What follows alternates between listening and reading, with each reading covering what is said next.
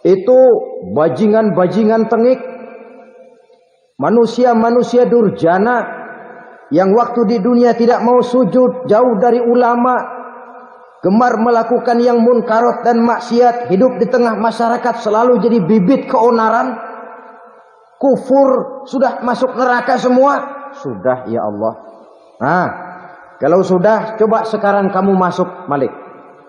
Saya, iya, masuk neraka. Mau apa ya Allah? Kata Allah, akhriju minan nar man kana fi qalbihi misqala habatin min khardalin min iman. Kau masuk neraka, cari di dalam neraka orang-orang yang ada imannya walaupun kecil sebesar biji zarah, angkat mereka keluar. Masuk malaikat Malik ke neraka, cari orang yang ada imannya, korek-korek. Ya repot, udah pada gosong. Yang ada imannya diangkat ke atas, yang ada imannya diangkat ke atas. Lalu dimandikan di Nahrul Hayat, namanya sungai kehidupan di akhirat nanti. Cakep lagi rupanya, bersih lagi wajahnya, apel di hadapan Allah. Kata Allah, bagaimana mas? Kapok nggak sampean? Kapok ya Allah. Nah, kalau kapok, idhab fadkhulil jannah, pergi masuk surga sana. Berangkat mereka ke surga, ketemu sama teman-temannya yang udah sampai lebih dulu, yang nggak pakai mampir lagi. Terjadi dialog. Kata teman-temannya yang udah pada nyampe duluan, mas, iya, emang baru sampai? Saya baru sampai. Memang mampir di mana dulu mas? Kita sudah lama sampai di surga. Saudara buka surah Al-Muddatsir ayat 34-35. Ma salakakum fis saqar? Kenapa kamu mampir di neraka Saqar? Qalu lam nakum minal musallin. Mereka menjawab, kami mampir di neraka Saqar mas, gara-gara dulunya kami waktu di dunia tidak pernah sholat. Tidak pernah sholat? Tidak pernah. Karena rumahnya dekat masjid. Cuma dekat doang mas. Sholat mah enggak saya. Enggak pernah ngasih makan fakir miskin. Enggak pernah hadir di majelis taklim. Pendeknya enggak pernah melakukan kebajikan. Maka saya pun mampir di neraka Saqar. Untung betul saya punya iman mas, sedikit. Waktu hidup di dunia dulu saya pernah mengucap 2 kalimat syahadat. Sekali-kalinya waktu mau kawin.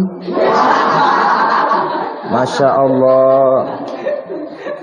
Untung saja kawin. Kalau nggak kawin polos.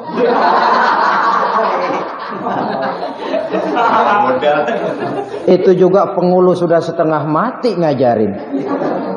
Asyhadu alla, asyaduaan, asyaduaan.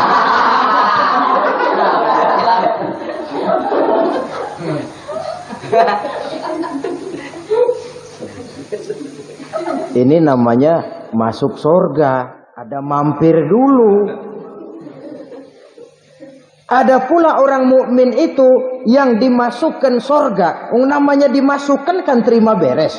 Saya masuk ke rumah, jalan sendiri, cari tempat sendiri. Saya dimasukkan ke dalam rumah, terima beres. Pokok ada di dalam, itu dimasukkan namanya. Nggak pakai mampir.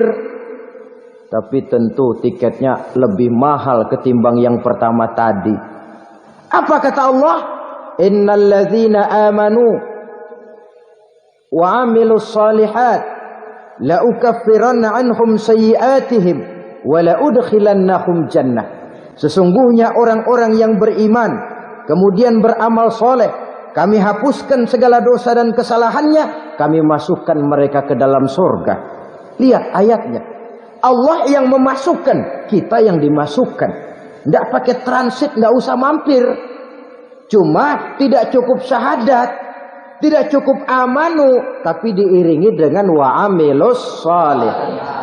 Iman, amal.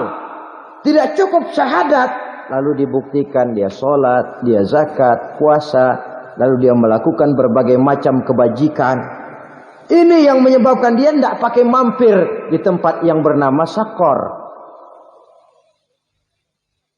Lalu ada pula orang mukmin itu yang disebut penduduk sorga. Wah, ini sudah VIP ini. Ashabul jannah, penduduk sorga.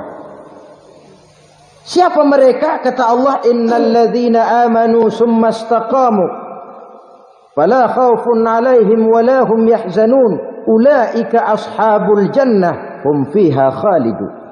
Sesungguhnya orang-orang yang beriman lalu istiqamah, tetap dalam melaksanakan perintah Allah, tidak goyah, tidak labil tapi stabil, istiqamah, mereka tidak takut dan tidak bersedih hati. Merekalah penduduk sorga.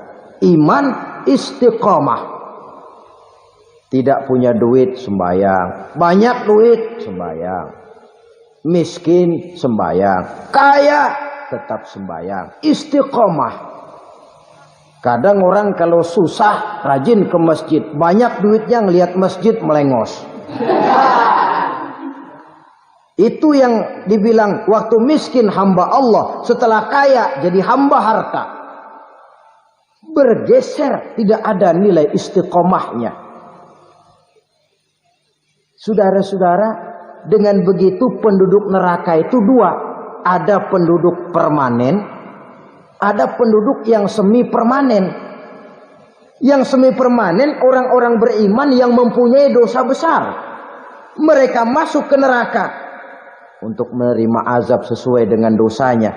Bila selesai masa azab itu, mereka akan diangkat untuk ditempatkan kembali ke dalam surganya Allah Subhanahu wa ta'ala.